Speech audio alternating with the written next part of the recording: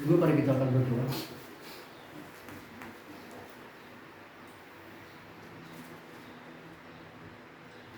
Bapa di surga, kami memohon agar Engkau membangun tembok perlindungan yang tinggi, perlindungan yang lebar, selebar yang kami perlukan bagi kami saat ini. Kami menyerahkan kepada Tuhan dan kami percaya kepada Tuhan, karena kami semua adalah milik-Mu, dan Kau akan menjauhkan kami dari serangan-serangan iblis, panah api si jahat yang dilemparkan dari tempat gelap dengan rancangan-rancangannya, siasat-siasatnya, skenario-skenarionya, dan penugasan-penugasan si jahat itu untuk mengganggu, untuk mencelakai, untuk menghancurkan kami.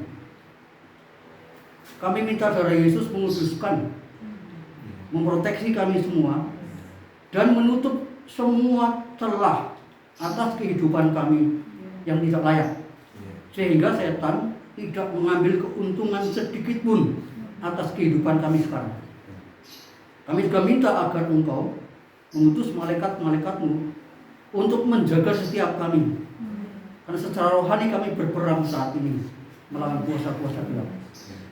Tuhan, kami berdoa, hadirkanlah kerajaan-Mu dalam kehidupan kami, khususnya di tempat ini, agar pelayanan kami dan ibadah kami sungguh-sungguh merasakan hadirat-Mu yang sempurna dan kehendak-Mu atas kami. Kami sangat percaya semua janji-Mu, karena Engkau senantiasa menyertai kami sampai kesudahan zaman. Dalam nama Tuhan Yesus Kristus, kami serahkan pemerintahan Injil pada pagi hari ini. Haleluya, amin.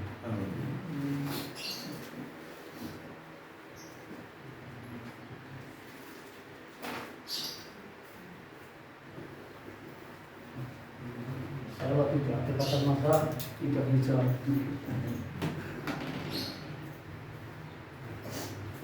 sudah berdoa masih kelupaan. Bapak Ibu yang dikasihi oleh Tuhan Yesus Kristus, mari kita akan melihat satu nats firman Tuhan dalam kitab Injil Lukas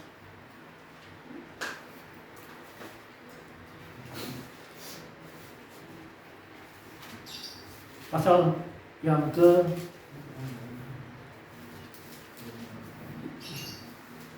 11. Ya, nanti kita akan melihat membuka-buka ayat ya, supaya Bapak Ibu tidak ngantuk.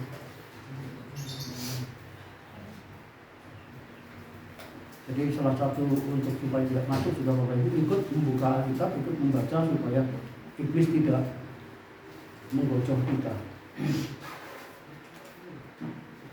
Fokus kepada firman Tuhan.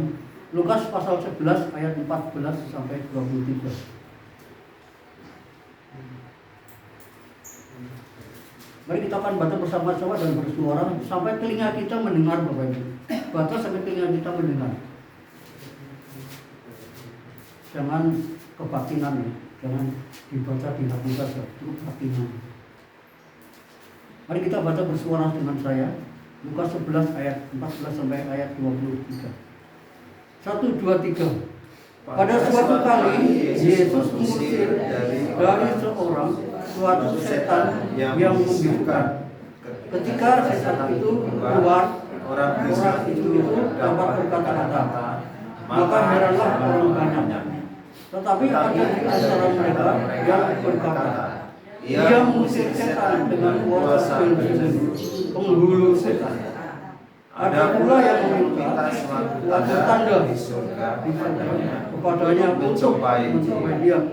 Tetapi Yesus mengetahui pikiran mereka, lalu berkata, setiap kerajaan yang terpecah-pecah pasti binasa, dan setiap rumah tangga yang terpecah-pecah pasti runtuh. Jikalau iblis itu juga bagi-bagikan melawan dirinya sendiri, bagaimanakah kerajaannya dapat bertahan?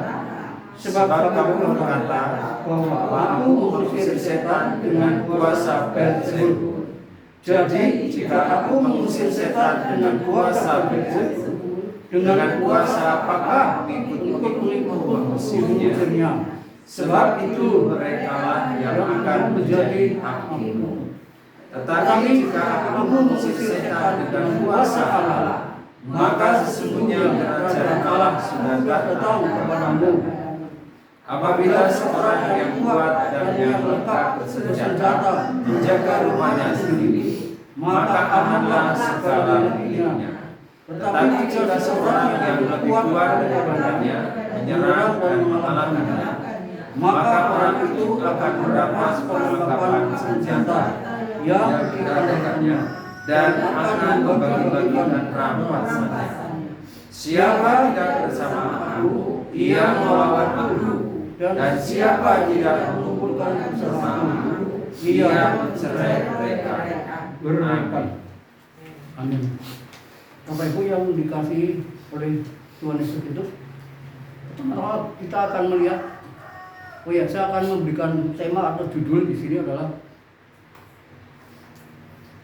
manusia solutif, manusia solusi, manusia solutif.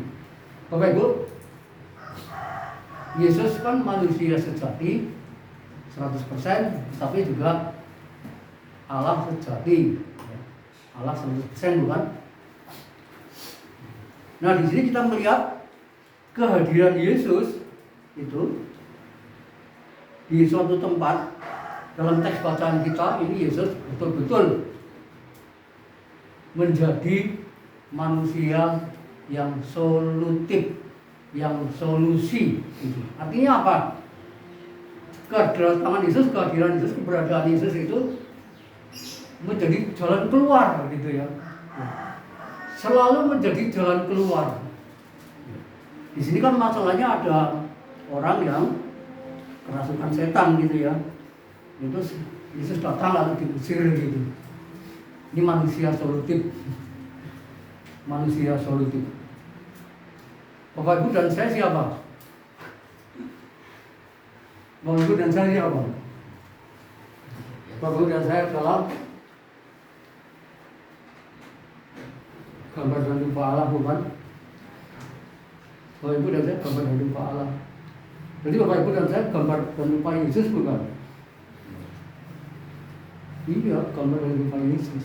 Nah, kalau Yesus itu manusia solutif, kemanusiaannya solutif, kita gambarnya Allah, gambarnya Yesus juga. Mestinya kita juga manusia solutif, manusia solusi. Ya, manusia solusi, manusia yang kehadirannya, kedatangannya itu menyelesaikan masalah.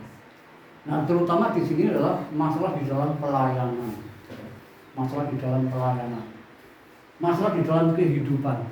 Bisa juga dalam bidang perekonomian. Itu bisa, kalau Tuhan kehendaki itu bisa terjadi.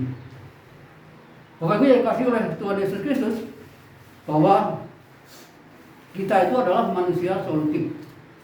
Yesus manusia solutif. Karena kita gambar dan rupa Yesus. Kita kan serupa dengan Yesus, Bapak Ibu. Bedanya Yesus itu Tuhan. Kita manusia. Mari kita buka dalam Yohanes pasal 14.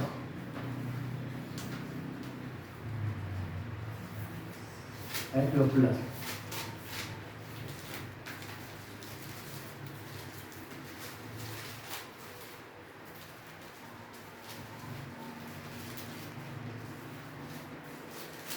Yohanes 14 ayat 12.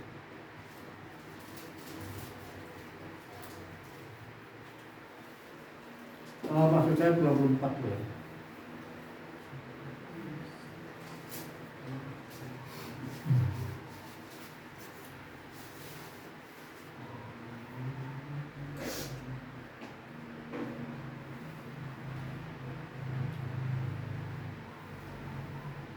Yohanes 14.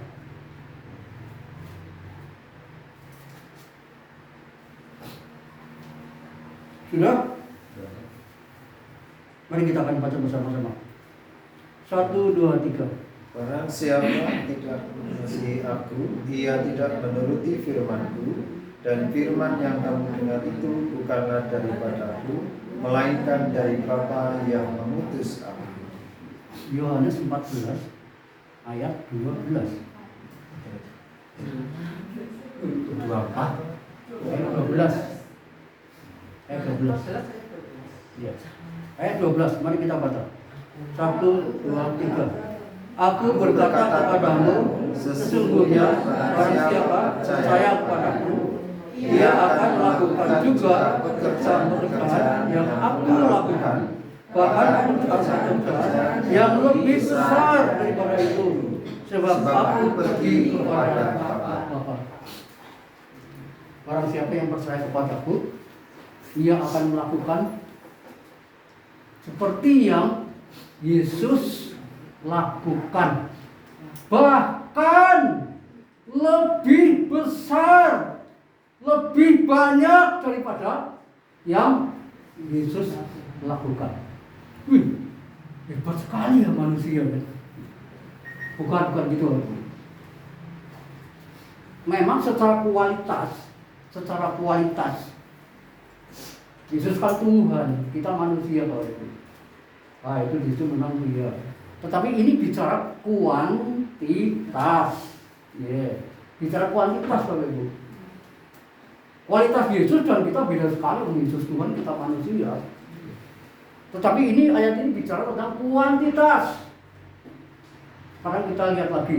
Yesus berapa muridnya? Murid Yesus semua berapa?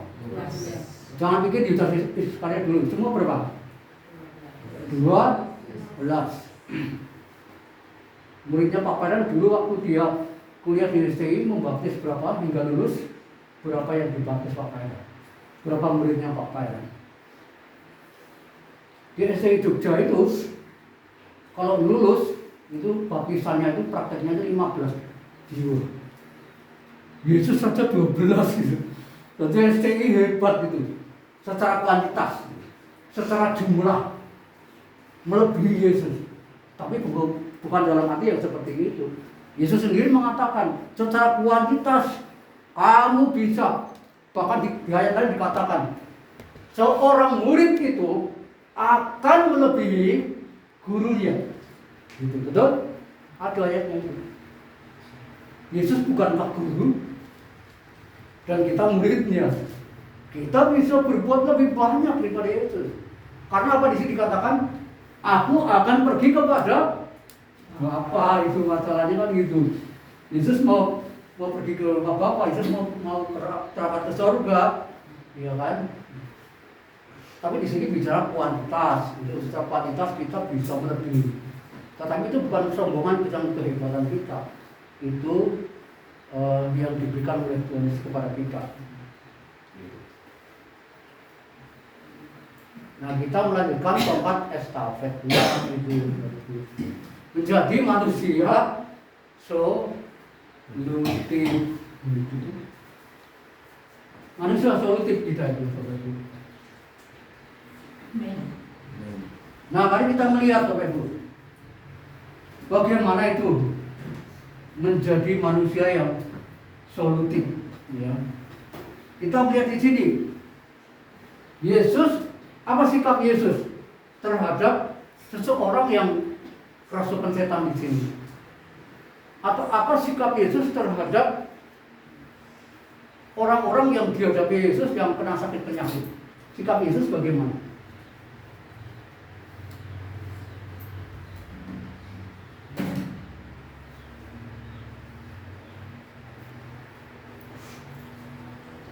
Yesus itu memiliki sikap terhadap sakit penyakit.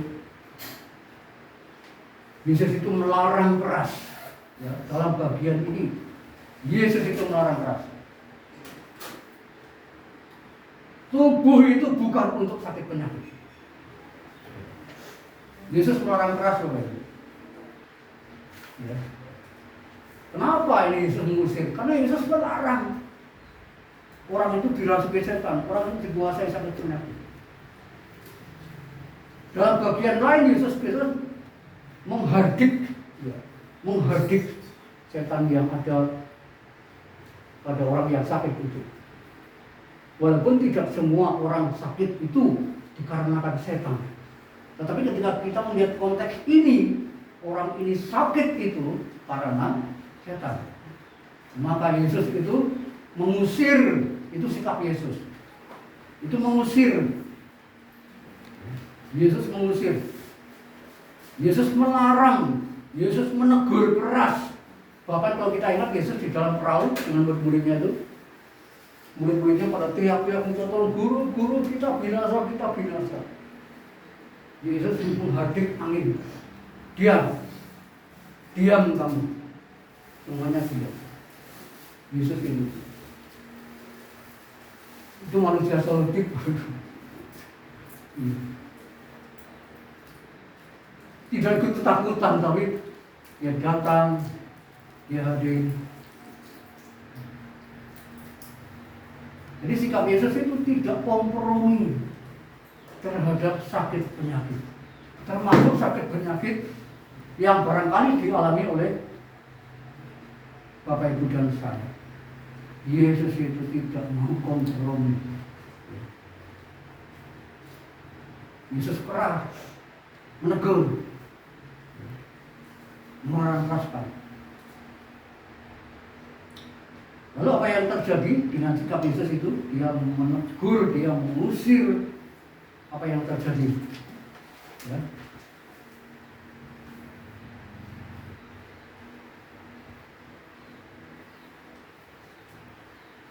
Lukas pasal 11 kembali lagi.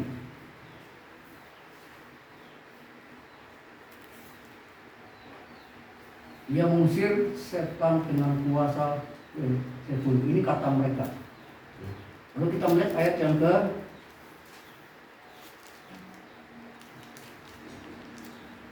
tetapi jika aku mengusir, ayat 20, tetapi jika aku mengusir setan dengan kuasa Allah, maka sesungguhnya kerajaan Allah sudah datang kepadamu. Bapak Ibu, Tuhan, sikap Tuhan Yesus terhadap sakit penyakit itu dia menolak, dia melarang keras. Penyakit itu tidak boleh ada. Ya, di sini ada penyakit apa itu? Bisu, ya. Bisu. Kalau Yesus mengusir, itu sikap, itu tanggapan, itu respon Yesus terhadap sakit penyakit.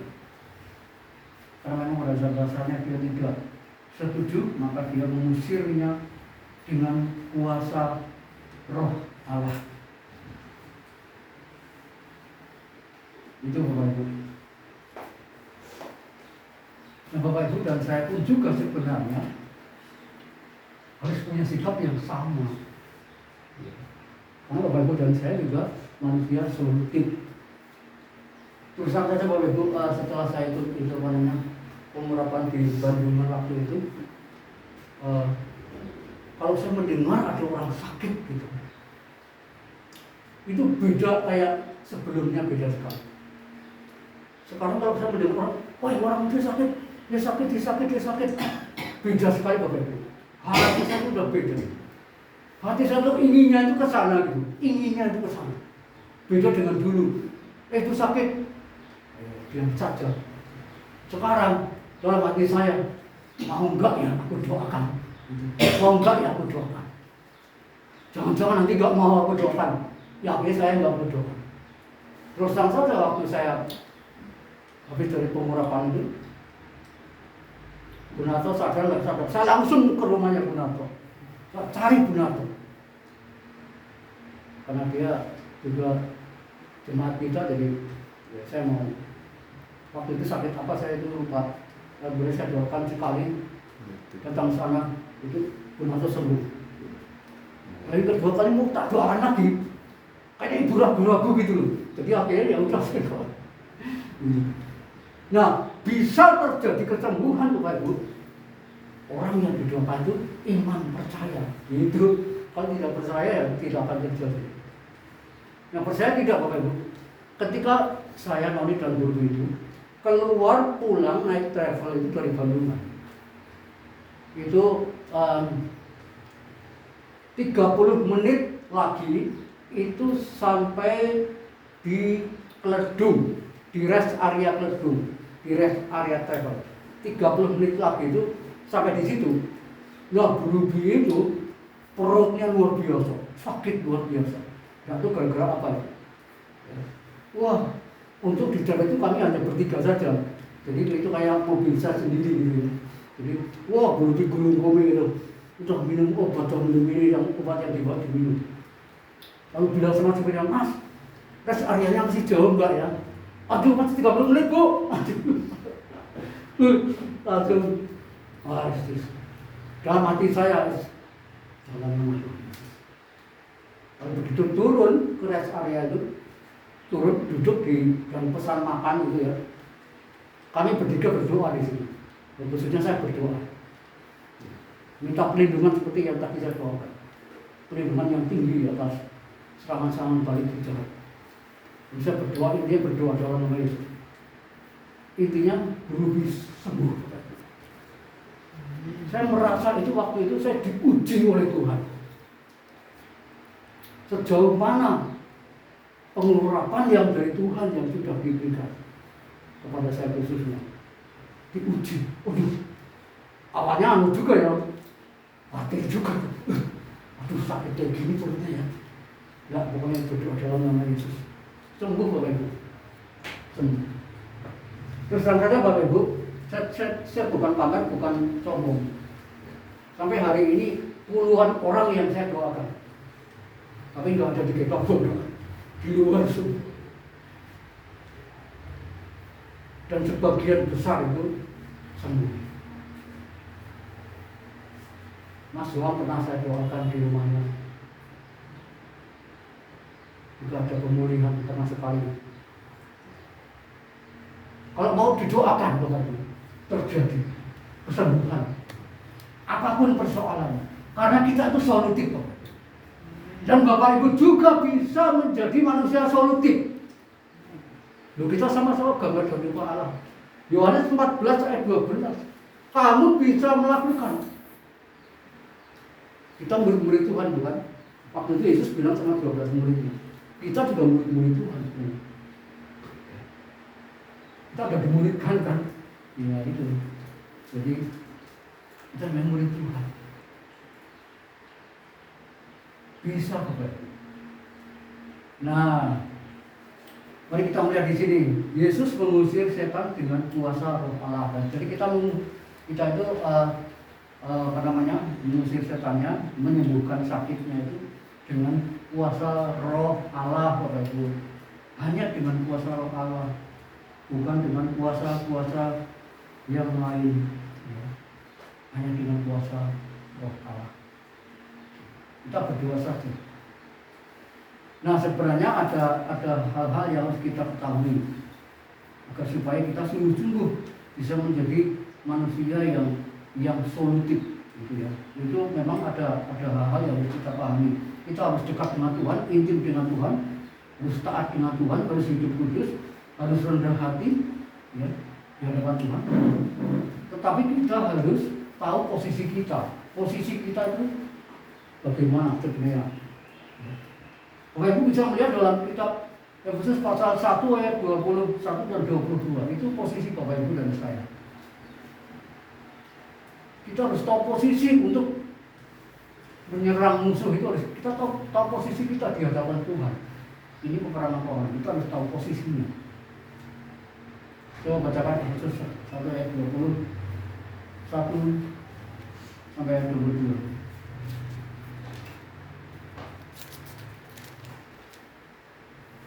Efesus pasal 1 ayat 21 dan 21 dan 22. Demikian firman Tuhan.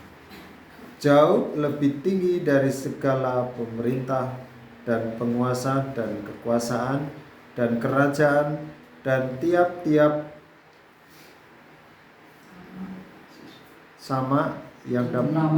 nama yang dapat disebut, bukan hanya di dunia ini saja, melainkan juga di dunia yang akan datang.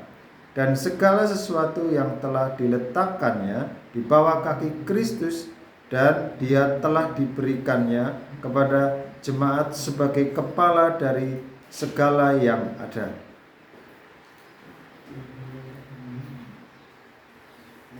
Sampai 22.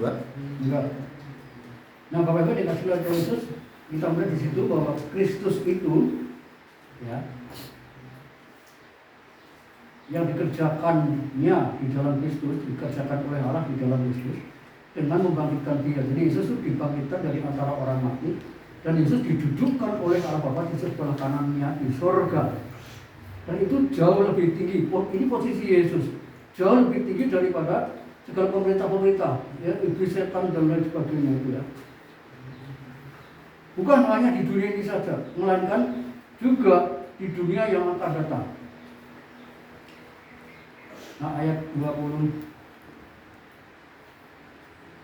dan segala sesuatu telah diletakkan di bawah kaki Kristus, dan dia telah diberikannya kepada jemaat sebagai kepala dari segala yang ada.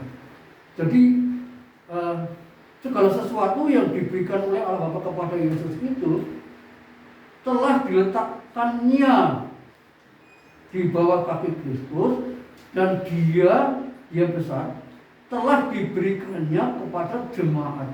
Jadi posisi Kristus yang lebih tinggi dari kuasa-kuasa pemerintah-pemerintah roh jahat itu, ya, itu kita itu didudukkan sama, karena kita jemaatnya, didudukkan sama. Kita setara dengan Yesus, ya, setara dengan Yesus. Sehingga posisi kita itu adalah posisi memerintah. Sehingga segala otoritas yang di bawah kita, yang di bawah Yesus itu, yang atasnya nama dapat disebut itu setan, iblis, genderuwo, semuanya itu di bawah tumpuan kaki Yesus. Dan Yesus sudah diberikan kepada jemaat, berarti setan, iblis, setan, genderuwo, semua itu sudah ada di bawah tumpuan kaki kita juga. Itu sebenarnya, ya, itu posisi kita dan posisi Yesus. Kita harus tahu untuk kita bisa mengusir setan. Walaupun setan itu sudah kalah, tapi kalau kita tidak tahu posisinya, itu setan itu tahu, setan posisi kita itu tahu. Tapi kalau kita nggak paham posisi kita, ya kita ditertawakan oleh setan. Dan dua-dua kita itu diejek lah seperti itu. Itu harus tahu posisi. Yang kedua, kita harus tahu posisinya setan sekarang. Posisi setan itu sebenarnya kepalanya sudah diremukkan, Kejadian 3:15. Itu nubuatan. Lalu Kolose 2:15, itu setan sudah dilucuti. Pemerintah-pemerintah, penguasa-penguasa sudah dilucuti semua, senjatanya, kekuasaannya, skenario-skenarionya, penugasan-penugasannya itu semua sudah dilucuti. Dan mereka itu dipermalukan di muka umum. Gitu. Seperti kalau Kaisar Romawi itu mengalahkan buah kerajaan itu dilucuti, tentaranya dilucuti semuanya, sehingga dia dipermalukan. Demikian juga itu menjadi gambaran ketika setan-setan itu dilucuti. Dan setan sekarang itu sudah jadi mata yang kompor sebenarnya. Tetapi dia masih punya senjata pamungkas, yaitu apa? Tipu muslihat. Makanya dia dikatakan bapa segala penipu. Itu senjatanya itu tipuan. Senjatanya tipuan. Nah, itu Bapak Ibu, kita harus tahu posisi kita harus tahu posisi setan juga di dalam ini. Sehingga ini yang banyak orang nggak percaya diri gitu ya. Untuk mendoakan itu nggak percaya diri. Karena sudah ada perlindungan dari Tuhan. Tapi kalau tidak tahu posisinya, ya memang kita harus belajar. Tapi kita sesungguhnya adalah manusia yang solutif. Itu mengusir setan dengan kuasa roh Allah. Lalu yang kedua, ayat yang ke-20. Tadi kita kembali Lukas.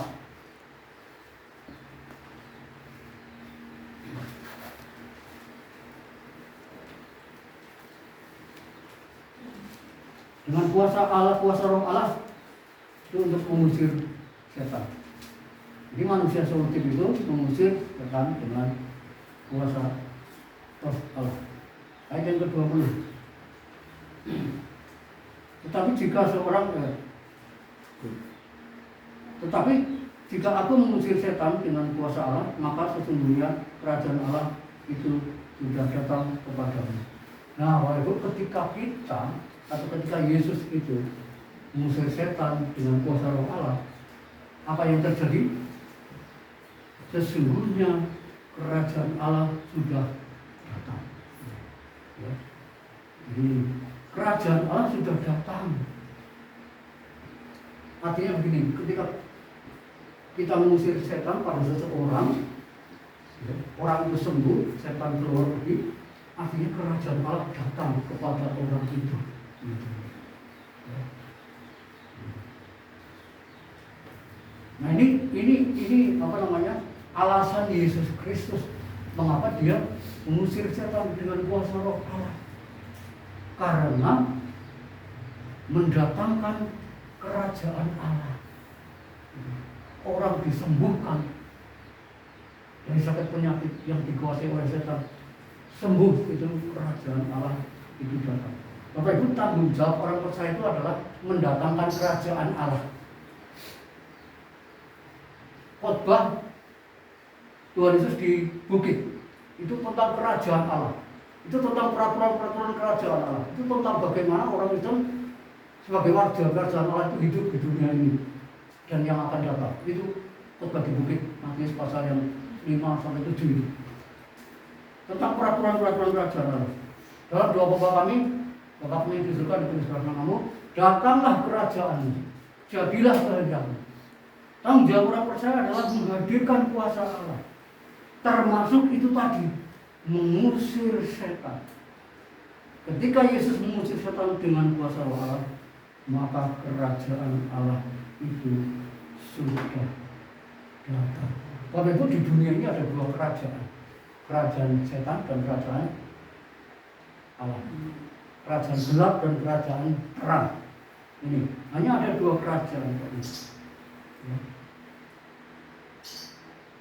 Kalau kerajaan Allah datang, maka setan itu pergi. Jadi jangan seperti 7 anak Skewa di Kisah Para Rasul itu. 7 anak Skewa ini tiru-tiru mengusir setan, tiru-tiru Paulus. Oh, dia malah dikejar-kejar oleh setan itu sampai telanjang bajunya.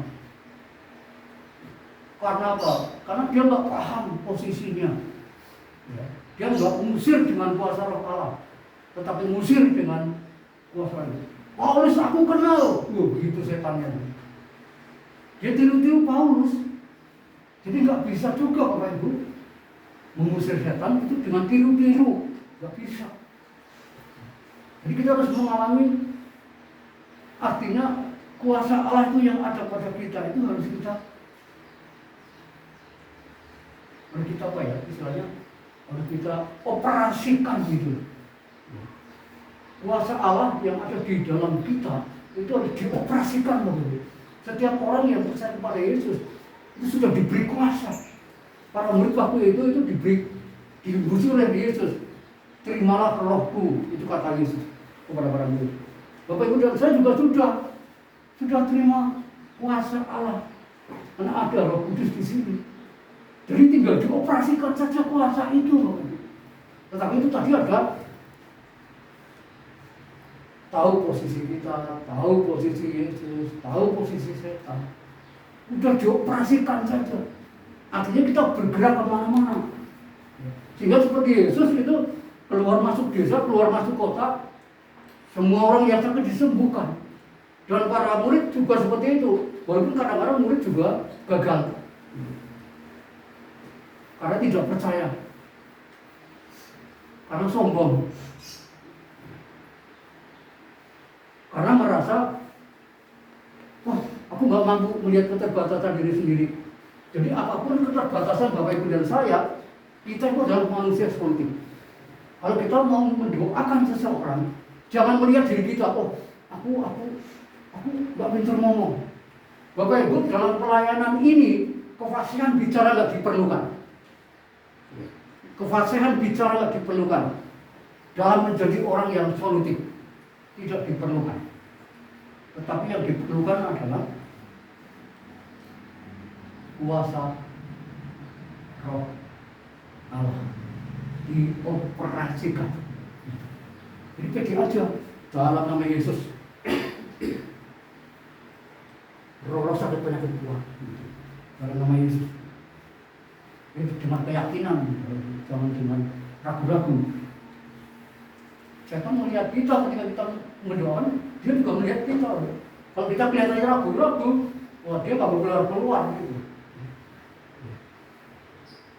Jadi itu Bapak Ibu, hebat bukan? Menghadirkan kerajaan Allah ketika kita berdoa dengan kuasa Roh Allah. Bapak Ibu, kalau di dalam rumah tangga kita kacau, itu berarti belum ada kerajaan Allah di situ. Itu harus didoakan supaya kerajaan Allah datang, supaya tidak kacau lagi di rumah. Kekacauan apa yang terjadi di rumah kita? Mari kita lihat kekacauan apa. Itu perlu didoakan supaya kerajaan Allah datang. Dan roh pengacau itu pergi. Ibu, saya juga berdoa sampai sekarang. Apa sih yang membuat hidup ini susah sekali? Ekonomi kok susah sekali.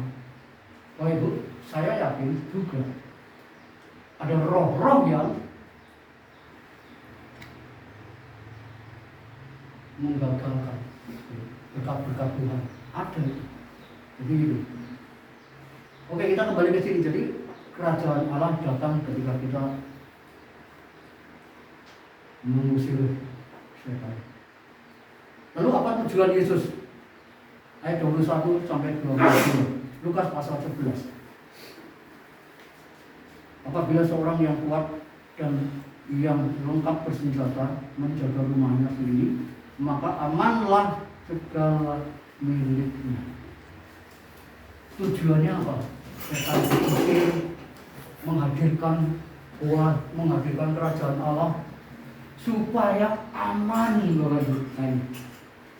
Di rumah kita kalau aman, gitu, yaitu karena kerajaan Allah datang di situ. Ya memang kita orang percaya, Roh Kudus ada di sini. Tapi kalau rumah kita kacau ya, gitu. Kan ironis.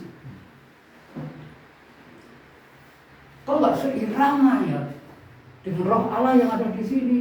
Sekeluarga ada 10 orang percaya Yesus. Wah itu kan luar biasa. Tetapi kok kacau ya keluarganya? Suami istri kacau, nggak rukun, sering bertengkar. Gimana itu Bro? Itu harus dipikirkan Bro. Kita harus tampil menjadi manusia solutif. Jangan takut, terutama imam di keluarga ini, karena pemimpinnya itu imam. Tapi kita semua itu solutif. Kita semua imamat yang rajani. Laki-laki perempuan imamat rajani. Amin. Bangsa Israel gagal menjadi imamat rajani, maka dicampurkan oleh Tuhan kepada gereja. Semua orang Kristen itu bisa dan menjadi imamat dan rajani, pelayan Tuhan, termasuk dalam pelayanan ini Bapak. Jadi mari kita buat aman. Mari kita buat aman di sini. Gereja kita aman. Keadaannya baik Bapak Ibu. Kok gereja kacau sekali ya? Kok pada bertengkar ya? Itu indikasi Bapak Ibu. Jangan-jangan kekristenan kita itu masih roh agamawi. Masih ada roh agamawi. Kalau Kristen itu agamawi Bapak Ibu, belum selamat. Betul, saya tidak menghakimi. Karena itu hanya agamawi. Tidak mengenal Yesus siapa. Ya pun percaya-percaya kok di mulut. Dan di mulut ya gampang Bapak Ibu. Nggak usah setinggalan, nggak usah taat kepada Tuhan. Itu agamawi Bapak Ibu. Tunjukkan kalau Bapak Ibu itu Kristennya bukan roh agamawi, tunjukkan. Tunjukkan itu. Sama Tuhan bukan sama saya. Itu gereja itu angin Bapak Ibu. Iya. Itu roh agamawi yang bekerja loh, yang bekerja. Ada roh di situ. Sehingga akhirnya lama-lama nyaman di situ. Nyaman. Kalau anak-anak berotak pada orang tua, wah itu ada kekacauan itu. Hati-hati ya. Harus membuat aman.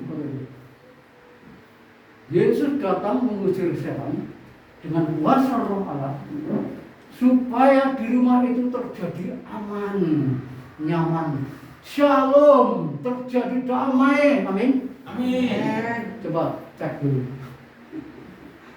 Terjadi aman enggak, shalom enggak di rumah kita? Ya kalau bertengkar kecil-kecilan sih nggak apa-apa. Tapi kalau bertengkar kecil yang besar-besar lalu lama sekali enggak selesai itu. Bapak Ibu perlu cek itu. Ya. Tanyakan sama Tuhan. Itu bukan kebetulan. Kita harus tampil menjadi manusia seperti itu. Harus itu. Mulai sekarang Bapak Ibu harus berpikir. Belajar sungguh-sungguh dengan bagian ini. Yesus memanggil kita untuk menjadi manusia yang solutif. Harus tahu posisi kita, tahu posisi setan. Dan kita harus mengusirnya dengan kuasa supaya terjadi keamanan.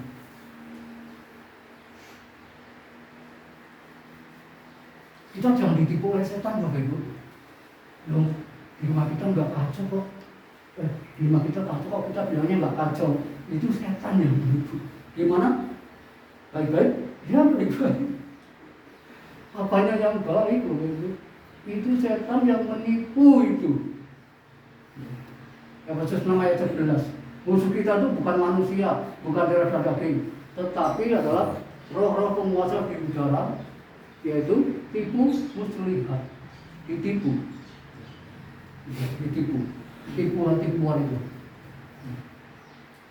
Nanti kita akan belajar lebih banyak di lain waktu. Bapak Ibu juga sulit oleh terus. Jadi mari kita melihat sekali lagi di sini bahwa sikap Yesus terhadap khususnya sakit, penyakit atau roh jahat di sini, Yesus menolak keras. Yesus menolak keras, makanya dia mau mengusir supaya kerajaan Allah datang, lalu kemudian terjadi suatu keamanan. Terjadi suatu keamanan. Mari kita cek keamanan di tempat kita, kenyamanan, shalom di tempat kita. Mari kita berdoa, minta shalom kepada Tuhan, minta damai itu terjadi di rumah kita. Mari kita berdoa. Dalam kita berdoa, mari kita akan menaikkan satu pujian. Kita berdoa untuk perdamaian di Indonesia. Dalam kita berdoa, kita menaikkan pujian ini. Karena kita akan berdoa untuk shalom yang ada di Purwokerto, untuk shalom yang ada di gereja kita, untuk shalom yang ada di keluarga kita.